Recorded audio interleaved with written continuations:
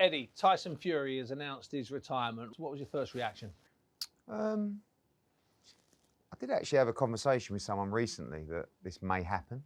I don't know him well enough. I mean, maybe it's a play, but maybe more likely he's had enough. And, you know, this is the kind of sport where if you get the fight punched out of you or you don't have the heart for it anymore, it's a very dangerous game. And I think the last thing you want to do is go into a fight with Anthony Joshua if you don't fancy it anymore.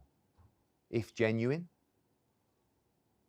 wish him all the best. What a fantastic career. You know, made a bucket load of money, world heavyweight champion, one of the top fighters of our generation.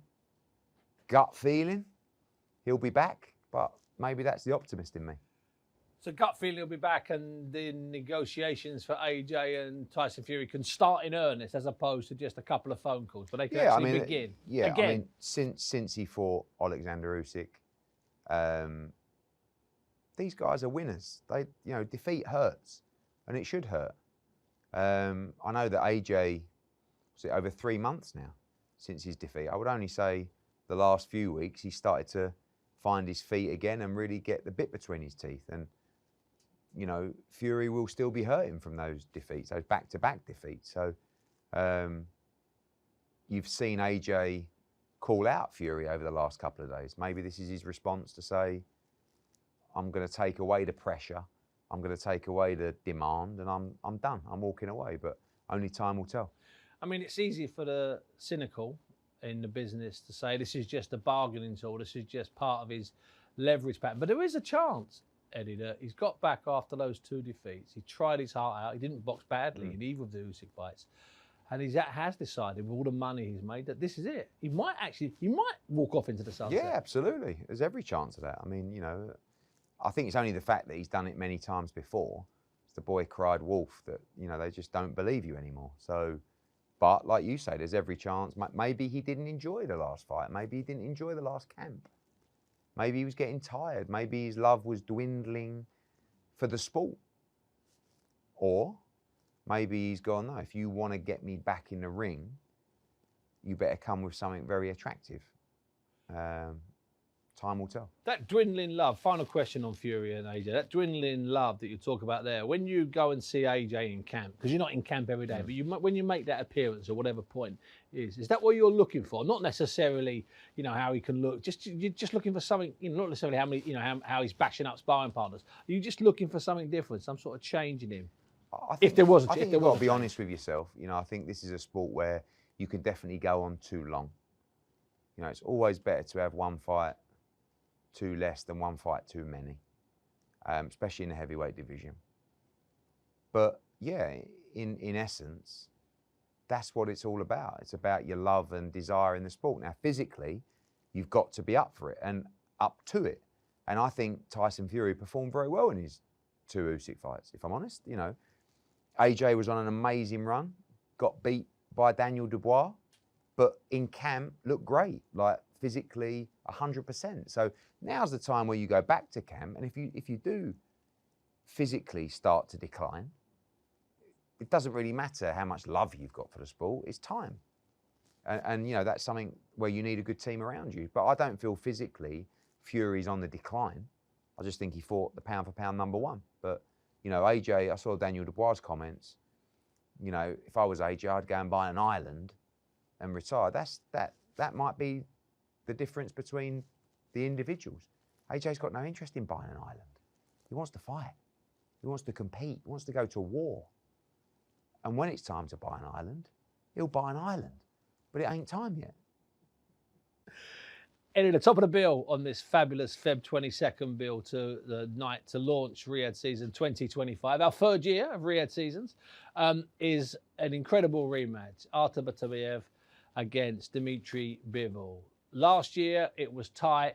It was close. The judges had it tight. One judge had it really tight. One judge had a draw. One judge had it a bit wider. On the night, you weren't very happy with the decision. No. You're very unhappy with the decision. Yeah, what, you know, I was just shocked really that not one judge scored it to Dmitry Bivol. I mean, everybody on my row, most people close to the ring had Dmitry Bivol winning.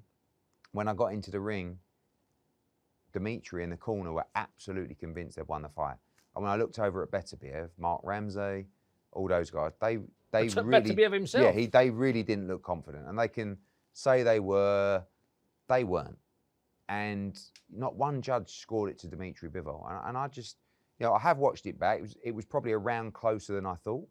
Thought Dimitri won it by 1 or 2 rounds because he gave up 10, 11, 12. And he needs to do better in the stretch this time, if we're in the stretch. But I still believe, hand on heart, that he deserves to be the undisputed champion. How has he dealt with the defeat at the time? I know you've been at various functions with him. There was that big Ring magazine function, the award ceremony. How's he been? Have you got any idea of how he's dealing with defeat? I actually can't believe how humble he was in defeat. I mean, he's a much better man than me. I threw my toys right out of the pram. He said, I know he knows he believes he won the fight, but he said, it's down to the judges and I must do better. I was like, oh, wow, okay. I'm sure he was frustrated and, I think, like I said, he needed to finish better, but one of the judges had it 116, 112, which I thought was... 8-4 seems a bit wide, yeah. Unbelievably wide. But it's done, isn't it? And there's nothing you can do about it, only come back better. And I think that's the mentality of Dimitri Bivol. And Ed, when we're out there in Saudi, when it's that build-up, when it's that, are there things that I know that you're not as close to Bivol as you are to say some other fighters, but you've still seen him enough and you've been working with him enough. Are there things you'll be looking for that will make you happy, so to speak, in just the way he builds? I think he's the complete professional. Yeah, I do too. If I'm honest, I don't, his preparation's going to be first class. He's fit as a fiddle. He lives the life 24/7 in and out of camp. Like, it's just down to the performance on the night. Who performs the best on the night? It's some special builders, isn't it? From seven fights, 5 or 6 are really hard, really hard, really hard to decide. 50-50 doesn't quite sum them up. I think they're better than that in some ways. Yeah, I think that I spend a lot of my time saying this is the card of the year.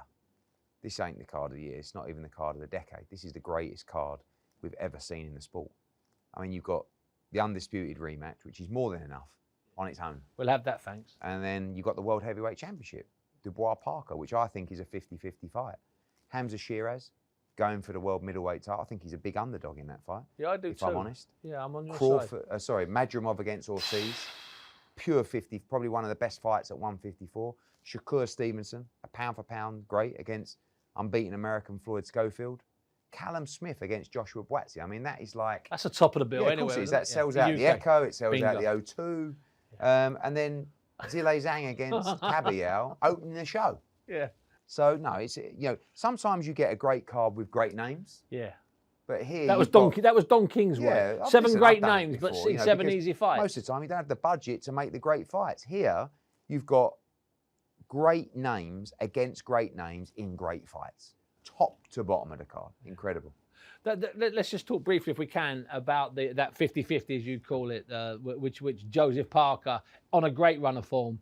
Daniel Dubois, arguably on an even greater run of form. I mean, I think he's been an underdog in the last 3 fights he's won, including the AJ fight, and as Parker in his two big wins, stylish wins.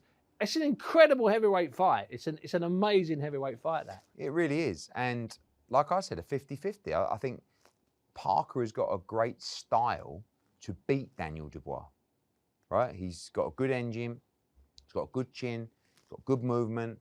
He needs to take the fight deep and late. I think Dubois actually, I said this going into the AJ fight, I think Dubois has got a really good chin, but you've got to break him down. And we saw that, although very briefly, against AJ, just signs that you might be able to just keep chipping away, but you've got to stay in the fight. And to do that, you've got to hold up to the firepower of Daniel Dubois. Right now, I think he's probably, he's more confident than he's ever been. Yeah. Is that good? Is that bad? People talking about the Usyk fight, people talking about the AJ rematch. These are the kind of fights that become very dangerous when you've got someone as tenacious as Joseph Parker, as driven as Joseph Parker. When you've got Andy Lee in the corner, they're bang up for this. And he's looking strong. Every time I shake Joseph Parker's hands, he gets stronger. You've promoted, you've been around Joe, so you know. I'm like Joe's unofficial promoter, really. Yeah, exactly. I love it. We get on really well. I'd love to see him win. And I think he's got a great chance. Yeah, I tend to agree because he's a smart fighter, Joe. When he Very. needs the Joe Parker that got in the ring all those years ago with AJ. It seems like forever ago. Didn't get it right on the night. Don't get me wrong. I think he lost every round, but that was a smarter Joe. That was a smart Joe Parker, and I think the smart Joe Parker's come back a little bit. He's got the experience against Styles, and Andy Lee will come up with a great game plan. And finally, Ed, we mentioned there AJ. Let's assume the Tyson Fury fight isn't next. Let's assume that. What are the other options? Are we going to Africa for Martin Bacoli? Well, I mean, AJ, once he got the call out, he was up for a tear up then and then. Yeah, I think that's actually something that just ignited the fire in AJ again. You know, these guys calling him out, and that's why you saw him call out Tyson Fury as well. And, you know, look, AJ wants to become world heavyweight champion again. So the winner of Dubois against Parker is a real possibility. But AJ's going to fight again, whatever. He wants to get back in the ring. He wants to compete. But of course, the goal, as always, is to become world heavyweight champion. If Tyson Fury's out of the game, the focus will be on the Dubois-Parker winner.